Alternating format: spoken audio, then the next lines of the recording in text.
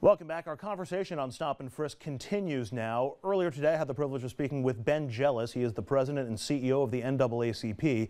Our conversation was a wide-ranging one, from the legality of Stop and Frisk to the impact the policy can have on black teenagers. Spoke with him a couple of hours ago.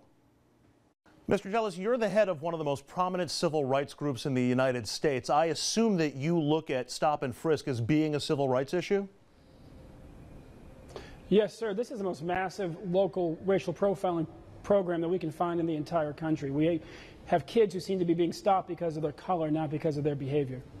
I'm just wondering then, civil rights, something that we're used to hearing about litigated in courts. We've had plenty of rulings over the years. Why hasn't a judge struck down Stop and Frisk on civil rights grounds? Why hasn't it been pursued in the courts as vehemently as we might expect?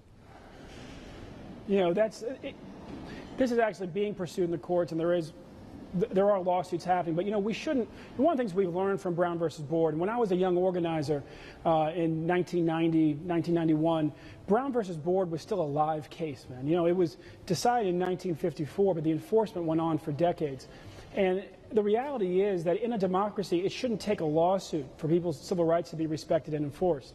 This is something that the mayor really can take care of himself. Commissioner Kelly can take care of himself, just like they've ratcheted the problem of racial profiling in this city up to a level now 10 times higher than we saw under Giuliani, if you can believe that. We're about 80,000 stop and frisks the year that Mr. Diallo was killed, 1999. We're on pace for 800,000 this year. There were 700,000 last year. 9 out of 10 of the people innocent, 9 out of 10 of the people of color. We got so many stop and frisk of young black men in this city. There are literally more stop and frisk of young black men than there are young black men in this city. And so the mayor should be able just to open his eyes and shut down the program. Are you seeking an end to the program altogether, or do you want to see it modified or tweaked in some way so that it's it plays better in communities of color? You know, look, right now we have a program where whites are only 1 out of 10 people stopped, and they're twice as likely to have a weapon when they are stopped. You know, this is a problem that you're absolutely right, is really focused on communities of color. And, you know, we would like to see this program really just scrapped and then start over. I mean, look, yes, there is always going to be a time when, you know, somebody needs to be stopped and frisked by the police. You know, I mean, it's a standard tactic when it's used in a standard way. But this isn't normal. Back when the notorious street crimes unit was disbanded after the killing of Mr. Diallo, you know, the thought was that stop and frisk would be dramatically reduced, and we've seen just the opposite. It's now 10 times worse than it was then, and we have hundreds of thousands, literally hundreds of thousands of young people who have been scarred by this program because they've been, you know, treated like criminals even though they did nothing wrong. Again, 9 out of 10 don't even get a ticket. 99.9% don't have a gun. You know, yet they're treated like criminals just the same. We've heard from a number of people who say, you know what, if you haven't committed a crime, you don't have anything to worry about. If you're not carrying a gun, you don't have anything to worry about. Tell me, what's the deeper impact of stop and frisk on somebody who's been stopped and frisked? All this extra contact, all this extra supervision means that people end up getting busted at a much higher rate, means that they have a hard time getting a scholarship for college, because if you have that sort of low-level drug infraction on your record, that alone can be enough to keep you from getting a college scholarship. Means that people have a hard time getting a job because, again, you have a drug infraction on your record when they pull up your record. Means that you can be kicked out of public housing. So, you know, very stiff penalties for people who literally were just walking down the street with a joint in their pocket. But the bigger impact is that you have young people who start to see the cops as trouble. They start, you know, they don't just have to fear the robbers, they got to fear the cops too. And those young people really can be in for a very tough life because of the damage that's done to them when they're mistreated on the streets, because of the anger that it can create, because it literally can lead to them not reporting real crimes to the cops because they fear them too. And that's why, you know, one of the things that we've raised is that, yes, the mayor says that he's brought down violent crime 29% in the last 10 years. That's true. But Los Angeles has brought down 59% without this program. City of New Orleans, 56% without this program. Dallas, 49% without this program. Baltimore, 37% without this program. So it's clear we don't need stop and frisk to make us safe. In fact, you know, if you talk to criminologists, they'll tell you that and one of the reasons why crime may not have fallen as far here as it did in those other places is because a wall has been built between the most victimized communities in the city and the very cops who have been hired to protect and serve them. A wall called Stop and Frisk, and we want to tear that wall down.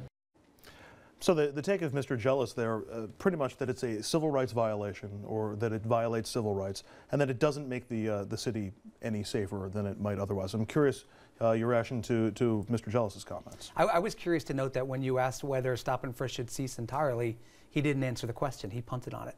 And I think even he recognizes that to have credibility on crime issues, some form of Stop and Frisk has to exist. I mean, it's a fundamental law enforcement tool. You know, I think a lot of people have forgotten what crime was like in New York in 1991, 92. Is it a fundamental law enforcement tool? I mean, there are plenty of cities in the country that don't use Stop and Frisk, and you know, they're not. But it's been used in New York since I think the Dutch were here. I mean, no. It's really been since the beginning of the Giuliani administration. Yeah, but if there's something that's up against the car, they were doing that in the 60s and 70s, up against the car. I mean, it's a famous line. If you're suspected of a crime, you go up against the car. So I think even the chairman of the NAACP wouldn't go so far as to say that Stop and Frisk should entirely cease to exist. But I think, as we want to hear what the chair has to say, I think what African American leaders are calling for, Andrew, is just some fairness to the practice. You can't get around the crime stats. I mean, that's what the chair just said a second ago. Look who's committing the crime. Though there are some questions about the cause and effect of whether the crime rate's going down because of Stop and Frisk, but I don't want to... Okay, all right, but for argument's sake, yeah. Okay, so you could make the case that the cops, some could argue, that the cops are justified in making these stops. But 800,000 people, 90% of people of color, why is it we never see any white college students up on the wall? I don't think I've ever seen that in my life. Is this policy fair, and could it be done in a way that's more fair? The very fact that you asked that question, I don't think 15 years ago you would have asked that question when crime was rampant, Giuliani came in, something had to be done, Stop and Frisk was accelerated, crime is going down. And now that crime has hit the low rates that it has, we're testing policies. Yeah. And we're saying, look, is this really fair? And actually we're saying, and it's pretty much agreed upon now, it's not fair if the cop frisks you and forces you to take something out of your pocket that's illegal, and then you are booked for a crime and you have that on the record for the rest of your life. That's not fair. So we're going back and testing it, and we're going to be testing it and probably pushing back a little bit and seeing, does crime go up? What happens? How do we make what was a very good policy when you had high crime, now that we're at low levels of crime, how do we make it fair? And that's a very good discussion. It's been going on for a while. Yeah, it's a very healthy discussion. But can you keep the policy without the chance of it being abused, or without the effects of it being abusive to one particular community over another?